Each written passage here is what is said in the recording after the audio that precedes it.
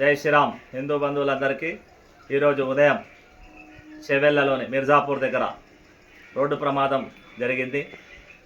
దానిలో RTC బస్సుని tipper ఢీకొనడం, అందులో 24 మంది చనిపోవడం జరిగింది. మిగతా వారు క్షతగాత్రులుగా ఉన్నారు.